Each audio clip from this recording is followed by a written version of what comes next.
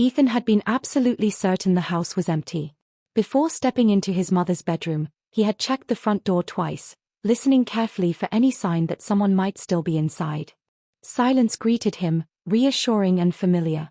Taking a slow breath, he crossed the room and faced the large mirror. A blush-pink dress rested gracefully against his body, its smooth fabric gliding over his skin. Matching earrings shimmered whenever he moved, while the faint scent of his mother's perfume lingered around him. For those precious moments, he felt like himself, free from judgment, hidden from the world. Then he heard it. The sharp rhythm of high heels echoed through the hallway. His heart lurched. That couldn't be right. His mother wasn't supposed to be home for at least another hour. He spun toward the doorway just as the footsteps stopped. Victoria stood there, calm and composed, her arms folded across her chest. She said nothing at first. Her gaze slowly traveled from his carefully styled hair to the dress, the jewelry, and every detail of his appearance. The silence stretched unbearably. Ethan couldn't move.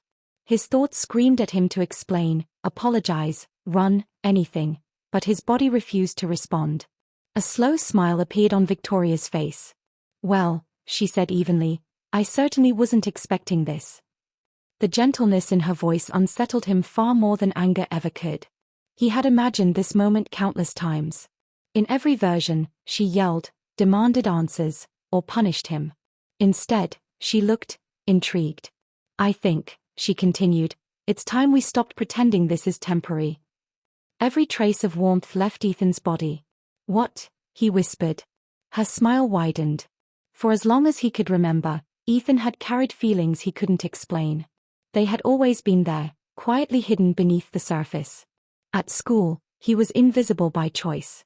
He avoided attention, followed every rule, and rarely spoke unless someone spoke to him first. Home was no different. But behind closed doors, another part of him came alive. Whenever the house was empty, he slipped into Victoria's room and stood before her wardrobe. Dresses of silk, satin, and lace hung neatly in perfect rows.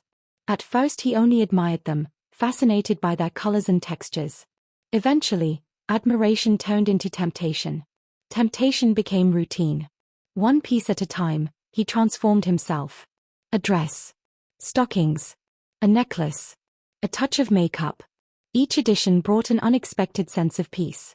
Looking into the mirror, he no longer saw the quiet boy who spent his days blending into the background. He saw confidence. He saw elegance. For a little while, he felt complete. But secrets rarely remain hidden forever. Now his carefully protected world had shattered. Victoria stepped into the room, her perfume filling the air as she slowly circled him.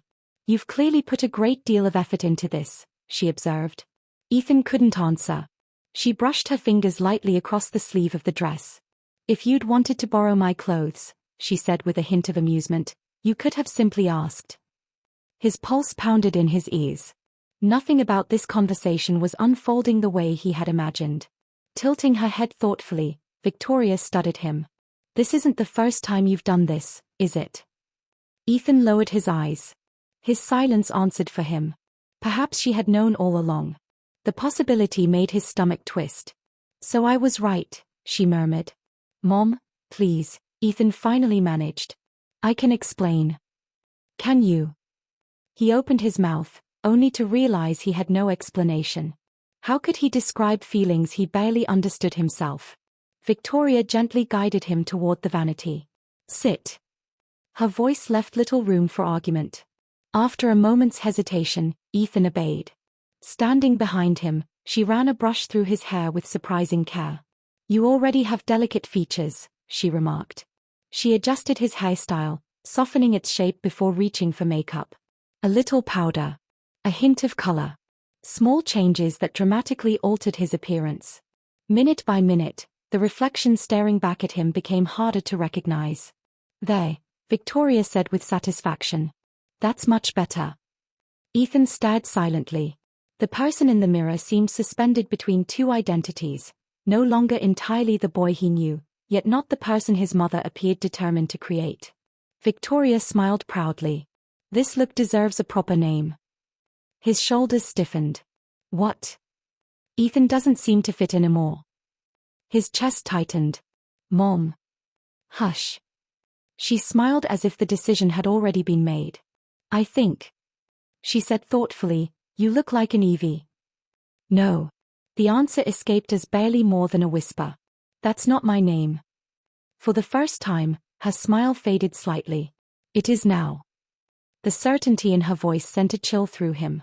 She wasn't joking. She fully intended to treat him as someone new. Ethan looked back at the mirror.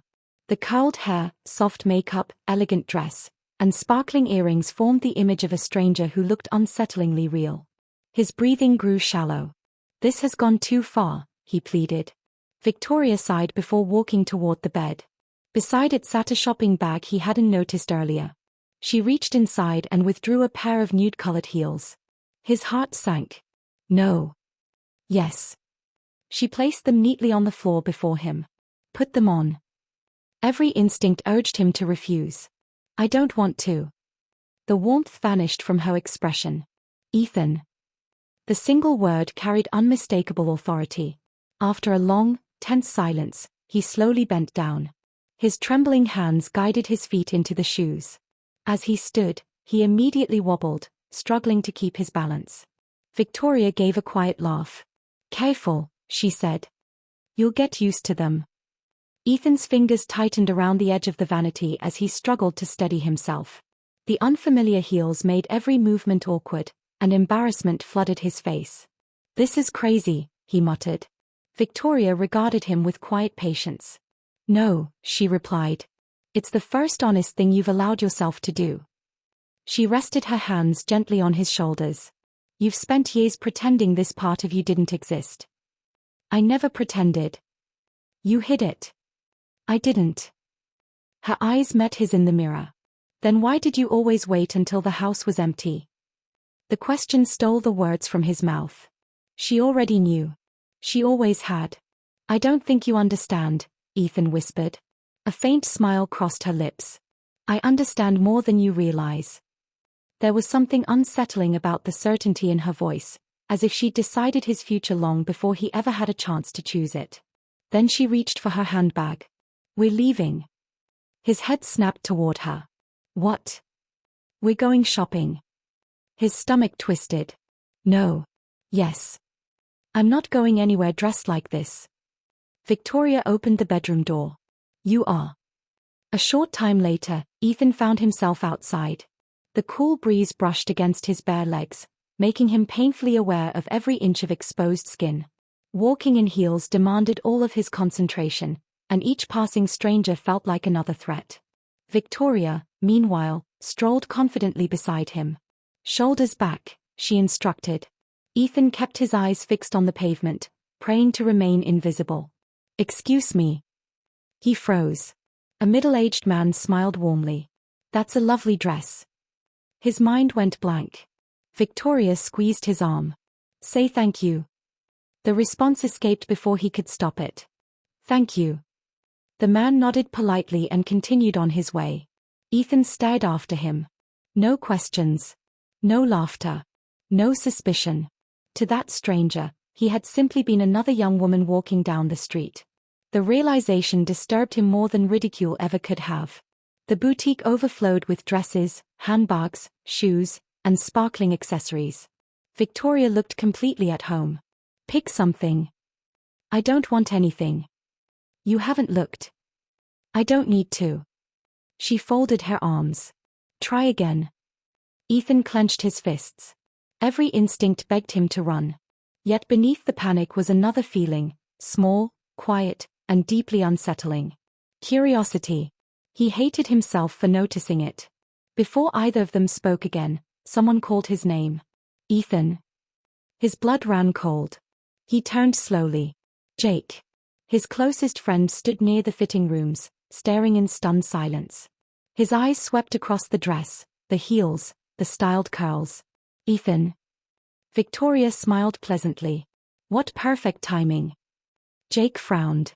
What is going on? Ethan opened his mouth. Nothing came out. Victoria answered for him. I'm afraid you've mistaken her for someone else. Jake blinked. What? This is my daughter, she said calmly. Evie. Jake let out an awkward laugh. Seriously? Neither of them laughed with him. The smile disappeared from his face. He looked directly at Ethan. Dude, tell me what's happening. Ethan desperately wanted to explain. To say this wasn't how it looked. To tell him none of this had been his choice. But Victoria's hand settled firmly on his arm. Go ahead, she said. Introduce yourself. Silence swallowed the room. Jake waited. Victoria waited. Ethan felt trapped between them. Finally, the words slipped out. My name is Evie. Jake stared as though the world had tilted beneath his feet. No. His voice barely rose above a whisper. No, that's not funny. He searched Ethan's face for some sign that this was all a joke. There was none. I don't understand. Neither do I, Ethan admitted quietly. Jake's confusion slowly hardened into frustration. I don't even know who you are anymore. Those words landed harder than any insult. Years of friendship seemed to vanish in an instant. Jake, please. He shook his head. If this is what you want, then fine. He turned toward the exit. But don't expect me to pretend I understand it. The automatic doors slid open. Moments later, they closed behind him. He never looked back. Ethan remained frozen until his legs finally gave out. He sank to the floor as sobs burst from his chest. Everything hurt. His friendship.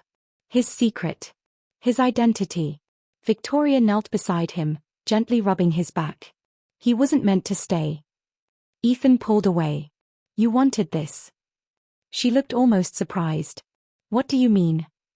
You knew he'd see me. Her silence answered the accusation. You wanted him gone. Victoria's expression softened. He couldn't accept you.